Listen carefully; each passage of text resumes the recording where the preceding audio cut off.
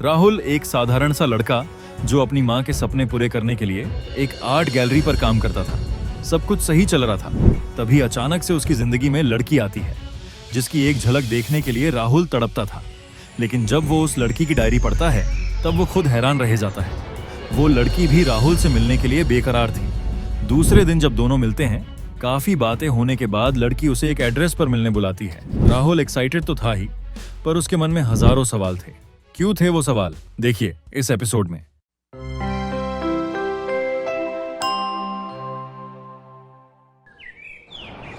अगले दिन सिया ने दिए एड्रेस पर राहुल आता है। राहुल को लगा कि शायद सिया उसे अपने दिल की कोई खास बात बताने वाली है। वह थोड़ा उत्सुकता और रोमांच के साथ वहां पहुंचा, लेकिन वो जगह देखकर राहुल को कुछ अलग ही फीलिंग आ रही थी। एक पुराना बंजर सा गोडाउन और दूर दूर तक कहीं कोई इंसान नहीं था। राहुल बहुत हिम्मत करके अंदर गया। उसका दिल तेजी से धड़क रहा था। सामने अकेले सिया खड़ी देख राहुल सोच में पड़ गया।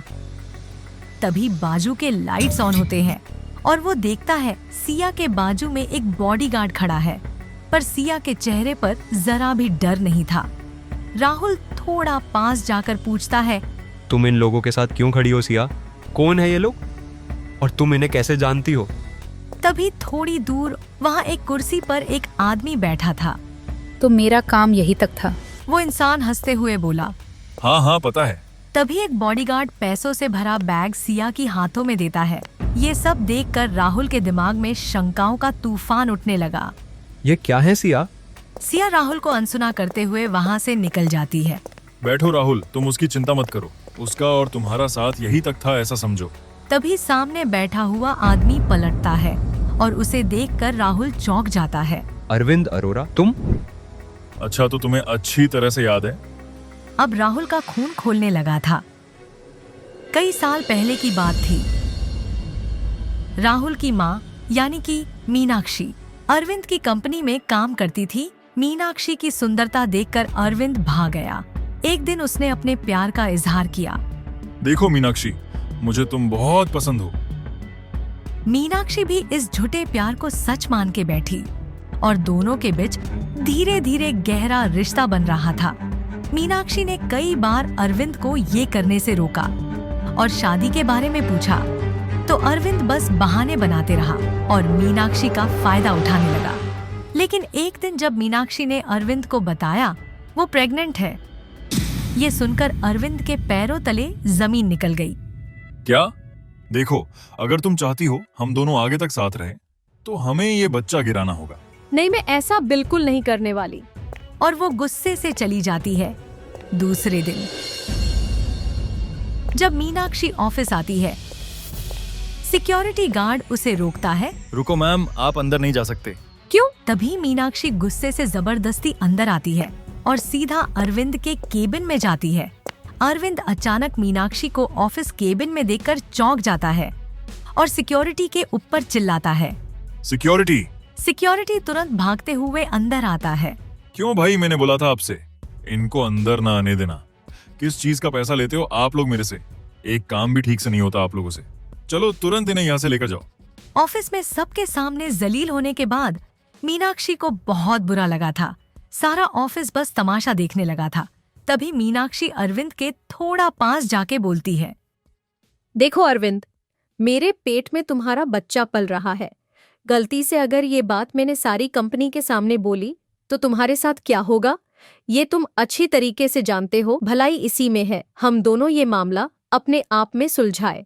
दुनिया के सामने तमाशा करोगे तो प्रॉब्लम तुम्हें ही होगी, और अगर तुमने और ज्यादा नौटंकी की तो हमारी अगली मुलाकात सीधे पुलिस स्टेशन में होगी, याद रखना। ये बात सुन के अरविंद थोड़ा डर गया और केस ना करने के बदले में एक फार्म हाउस मीनाक्षी को देने की बात करने लगा। मीनाक्षी को पता था अरविंद के पास बहुत पैसा था। वो कुछ भी करके इस केस को दबा देता, तो उसकी भलाई इसी में थी। जो मिल रहा है वो स्वीकार करो। कई दिन बीत गए, फिर कभी अरविंद और मीनाक्षी की मुलाकात नहीं हुई। मीनाक्षी ने अकेले राहुल को छोटे से बड़ा किया। देखो, बिना टाइम लिए मैं सीधा मुद्दे की बात करता हूँ। देखो, मैंने तुम्हें यहाँ कुछ खास वजह के लिए बुलाया है। अक्सर मल्होत्रा सन्स अपना एक नया प्रोजेक्ट स्टार्ट करा है। अरविंद का बॉडीगार्ड राहुल के हाथ में एक डॉक्यूमेंट देता है। वो पढ़कर राहुल गुस्से से लाल हुआ। तो अभी तक आपकी धोखा देने की आदत गई नहीं शायद। आखिर चाहते क्या हो आप हमसे? जो जमीन सालों पहले मैंने तुम्हारी माँ को दी थी, अब वो मुझे चाहिए। सिंपल। मल्होत्रा सन्स अब वहां अपना आलीशान होटल बनाने जा रहा है। वो जगह तुम्हें तुरंत खाली करनी होगी। बदले में मैं तुम्हें मल्होत्रा सन्स में एक बहुत अच्छी जॉब ऑफर करूंगा। तो आप यहाँ एक व्यापारी बनकर आए हैं? बेटा, व्यापार और भावनाएं अलग अलग होते हैं। यही बात तो तुम्हारी माँ को समझाने की कोशिश की थी मैंने, पर वो नहीं समझी, जिसका अंजाम तुम्हारे सामने है। राहुल का खून खौलने लगा। देखो, अगर तुम मानोगे नहीं तो मुझे मनाना बहुत अच्छे से आता है। अरविंद ने सिक्योरिटी को रोकते हुए कहा, देखो बच्चे, जो जॉब ऑफर मैंने तुम्हें दी है उसकी एक दिन की कमाई तुम्हारे पूरे साल के कमाई से कई ज्यादा होगी। तो भलाई इसी में है। तुम हमारे खिलाफ जाने से अच्छा ये ऑफर एक्सेप्ट कर लो। ये बात सुन के राहुल थोड़ा सोचने लगा, पर अरविंद कितना धोखेबाज है ये उसे अच्छे से पता था। वो फिर से अरविंद के चंगुल में फंसने वाला नहीं था। ठीक है, अगर ऐसा है तो मैं इस बात पे सोच के आपको जरूर बताऊंगा। बस मुझे थोड़ा वक्त दो। अब राहुल के पास दो रास्ते थे। या तो वह अपने अरविंद से लड़कर अपना घर बचाए, या फिर एक अच्छी जॉब करके अपने सपने पूरे करे। यह उसकी जिंदगी का सबसे बड़ा फैसला होने वाला था। आपको क्या लगता, क्या राहुल ये कॉन्ट्रैक्ट एक्सेप्ट करेगा या फिर अपने हक की लड़ाई लड़ेगा? जानने के लिए देखिए अगला एपिसोड और LDR को सब्सक्राइब करना न भूले, क्योंकि अब ऐसे और भी रोमांचक कहानियां आने वाली है।